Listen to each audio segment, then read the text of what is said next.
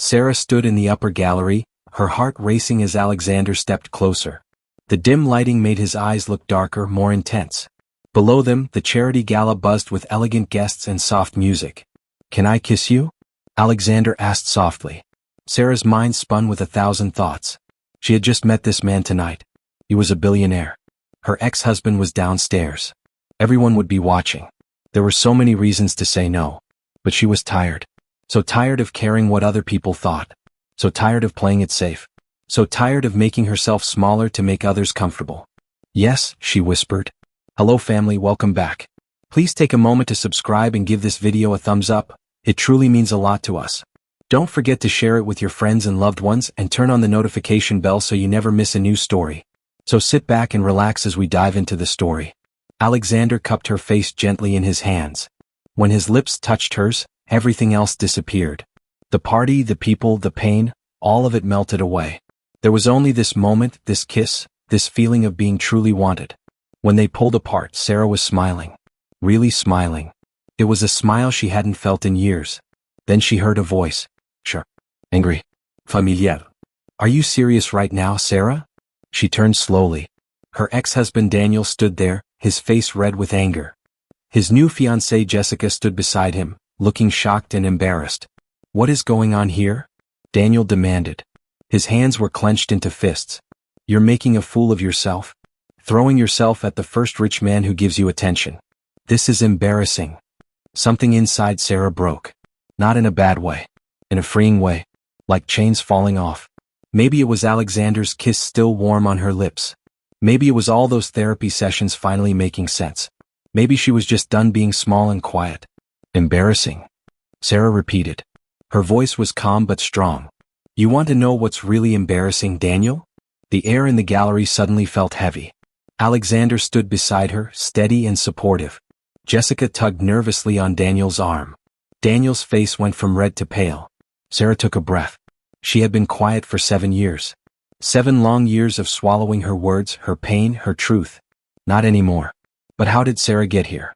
How did a woman who once worked 2 jobs to support her husband's dreams end up being kissed by a billionaire at her own charity event? To understand that, we need to go back to where it all began. Sarah stood in front of her closet, holding up the gold dress for the 3rd time. Her hands were shaking slightly. Nothing felt right tonight. Her best friend Rachel sat on the bed, watching her with knowing eyes. Rachel had been there through everything. The tears, the anger, the healing. "Sarah, you're overthinking this," Rachel said calmly. "It's your event. Your gala. Daniel is just another guest. Just another guest." Sarah wished it were that simple. Daniel wasn't just another guest. He was her ex-husband. The man she had spent 7 years with. The man she had supported through medical school while working 2 jobs. The man whose mother told her at Thanksgiving dinner that she wasn't good enough for their family.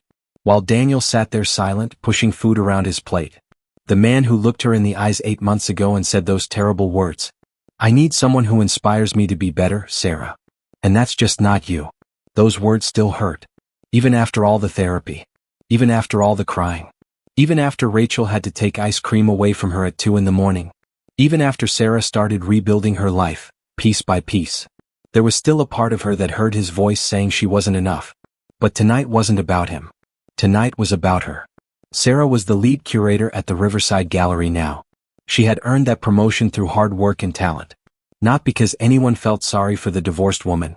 This Metropolitan Arts Charity Gala was her vision. Her execution. Her moment. She had secured over 100 pieces from new artists.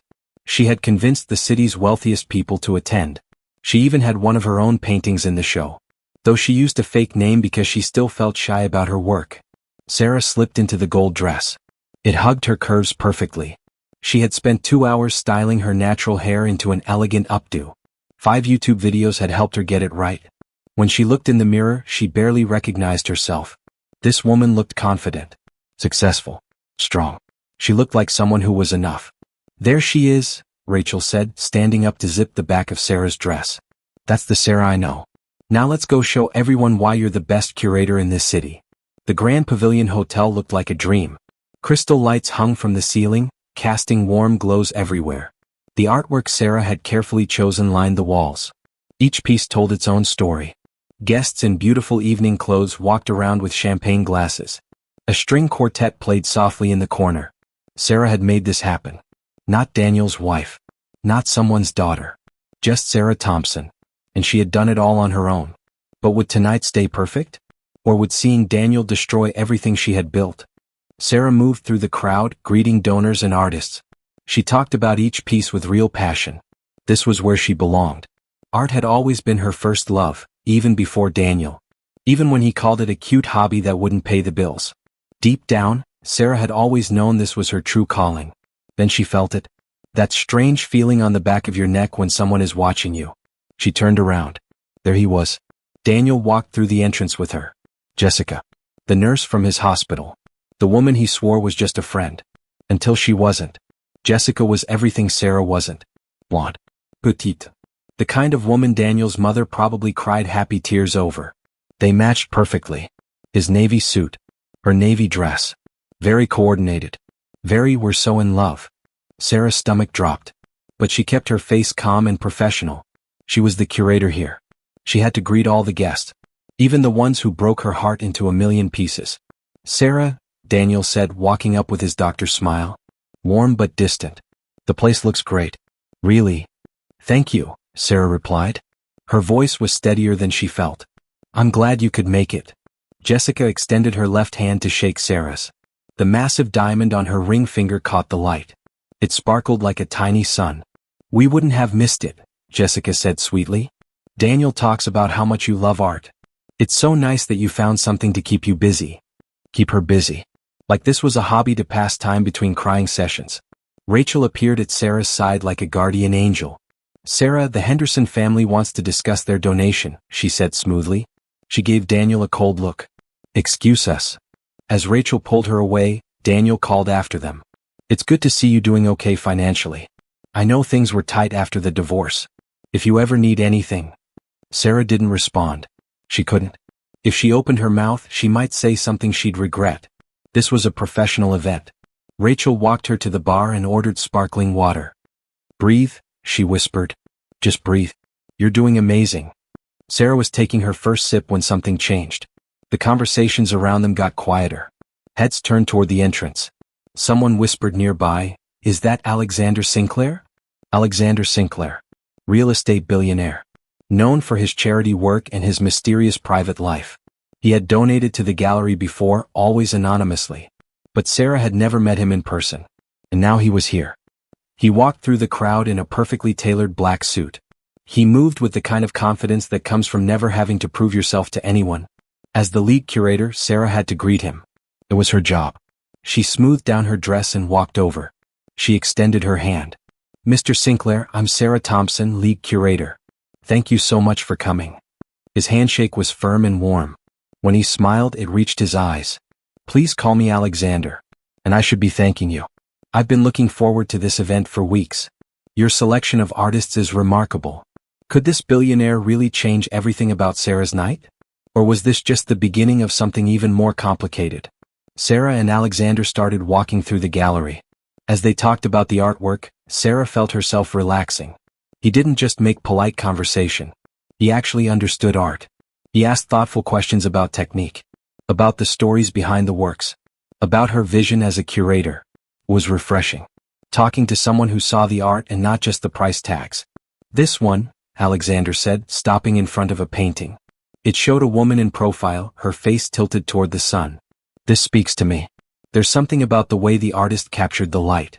Sarah's heart started racing. That was her painting.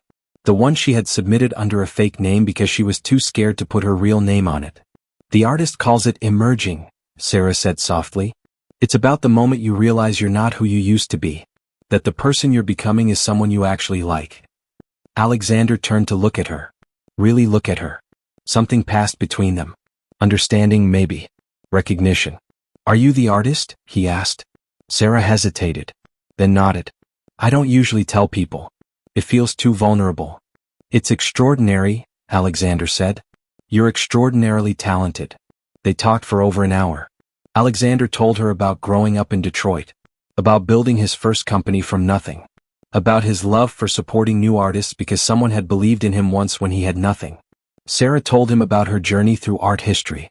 About the 7 years she spent supporting someone else's dream before finally pursuing her own. About finding herself again after everything fell apart. She didn't mention Daniel by name. But Alexander was smart. He understood. "Whoever made you doubt your talent was a fool," he said quietly. That's when Daniel appeared. He interrupted their conversation with all the grace of a car alarm. "Alexander Sinclair," Daniel said, extending his hand with his doctor charm. "Daniel Davis. I'm a cardiovascular surgeon at Mercy General Hospital. This is my ex-wife Sarah. I'm sure she's mentioned me." The assumption that she'd been talking about him. The need to show off his credentials. It was so typically Daniel that Sarah almost laughed. Alexander shook his hand politely. But he turned his attention back to Sarah. "Actually, we've been discussing art and her incredible curatorial work. Your name hasn't come up." Daniel's smile tightened. His jaw clenched. Jessica joined them, looping her arm through Daniel's. "Very territorial. Very possessive." "This gallery is so cute," Jessica said, looking around. "Daniel, remember that gallery in Paris we talked about for our honeymoon?" Now that was impressive. There it was. The reminder that they were getting married. That Daniel had moved on. That Sarah was supposed to feel inferior. Alexander glanced at Sarah. She saw something shift in his expression. "Sarah," he said, "I'd love to see the installation on the upper gallery. Would you mind showing me?" Sarah nodded, grateful for the escape. They headed toward the stairs. Behind them, she heard Daniel say something to Jessica. But Sarah didn't care. For the first time all night, she felt like she could breathe. The upper gallery was quieter. More intimate. Floor-to-ceiling windows overlooked the ballroom below. The artwork here was more personal. More raw. Alexander walked slowly through the space, hands in his pockets, taking everything in. "I'm sorry if I overstepped down there," he said finally. "But I could see you were uncomfortable." "You didn't overstep," Sarah assured him. "Thank you for that." They stood by the window watching the party below.